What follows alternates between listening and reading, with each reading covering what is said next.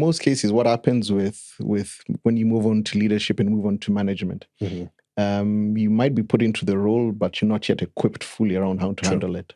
True. And that was possibly one of the things that I've seen again in my leadership journey. That yes, you'll find the roles, they're there, they're open.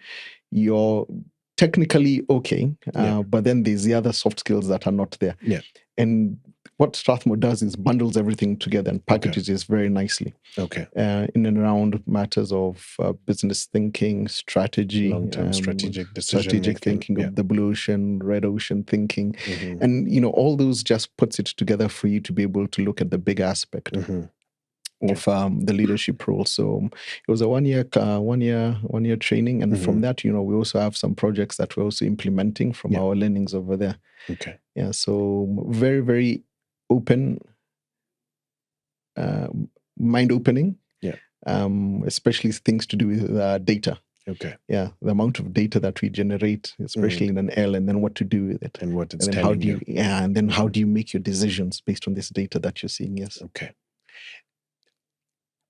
Did you do an MSc in aviation management as well? Yes. Was this before, after, at the same time as this? During. So you did both of them at the same time. That's quite a lot to take on.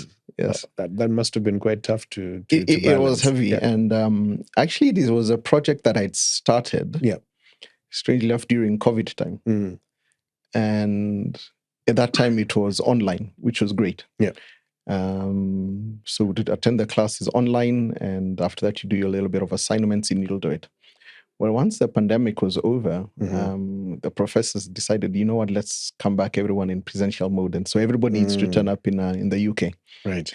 So now it was a bit of a juggle where you'd dash across to the UK, do your 3 days. Do your 3 days and then come back and now work on your assignments. And then come on the assignment this side. So it was, and again, that just also taught me how to manage time. Okay. Yeah, so I'd do the 3 days leave. Granted, yes, it was I think it was on Friday, Saturday, Sundays. Yeah.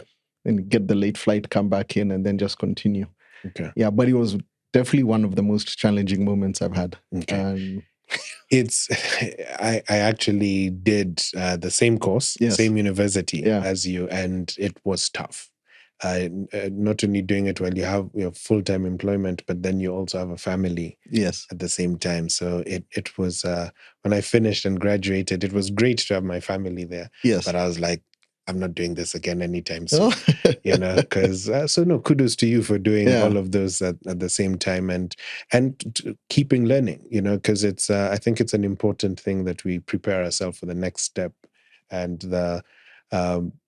be better equipped for the journey as we keep on going through that. Okay. So what are you up to at the moment? Is it just continuing with the operations role? Do you have other different aspirations? So for now, I think it's more around cementing. Okay. For around taking a pause, I think, streamlining your operations, ensuring that, these things that we have learned, let's put them into practice. Let us see if there's an improvement. Okay. Because again, I'll take stock again in exactly a year's time. And, we're challenged, all of us, all the guys in Strathmore School.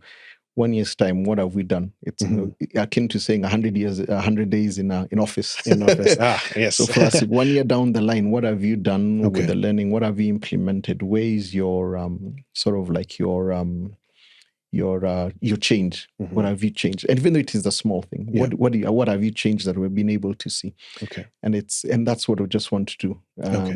Nothing true out of the box thinking, but more around the learnings. Let's implement at least just the one learning that we're able to see. Yes. Tell me, has Jumbojet faced a lot of pilot attrition over the past few years? Because I'm thinking if you're trying to inculcate a certain leadership culture, it's a different dynamic if the employee base keeps on changing versus being the same. So what's been your experience in that?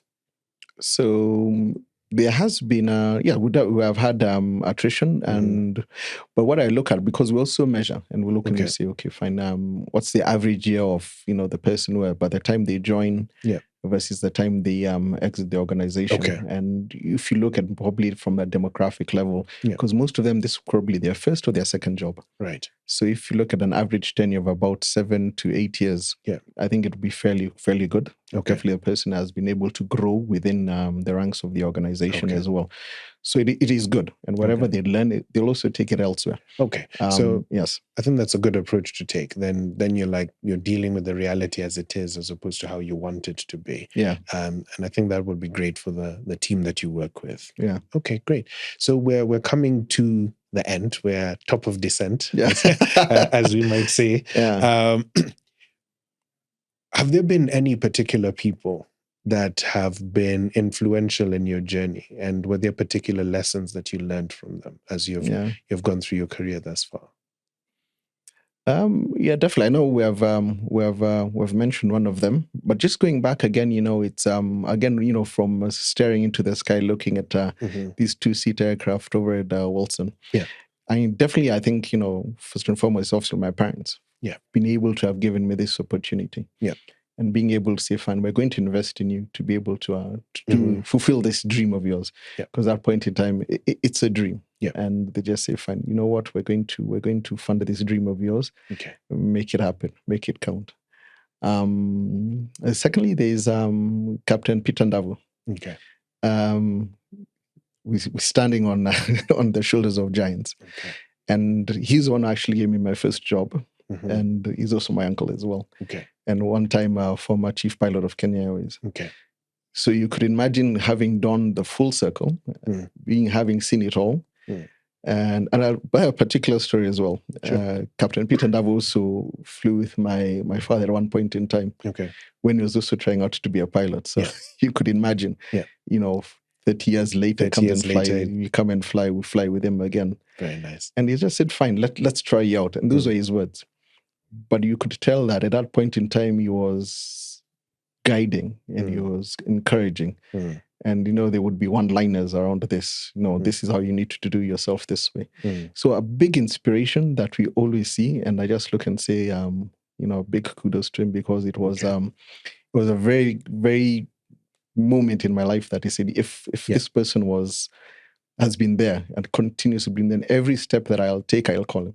Okay. Tell him I'm going here. Oh, I'm thinking about this. I'm doing this. Okay. Yeah. So a mentor.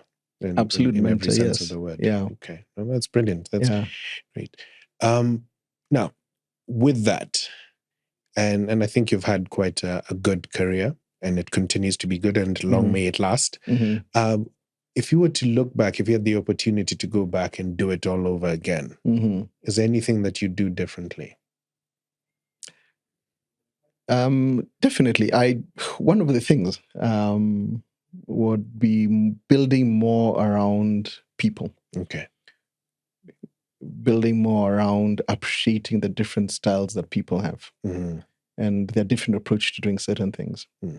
A couple of books along the way that you'll read that, there's you're in a room surrounded by different people. Yeah. And you might think that, yes, this is the right way of doing it. But if you are to take time and just build a level of emotional intelligence, you realize that everybody has something to contribute. So I would have possibly invested a little bit more in learning around people, their skills, their behavior sets, and then how to be able to navigate around that.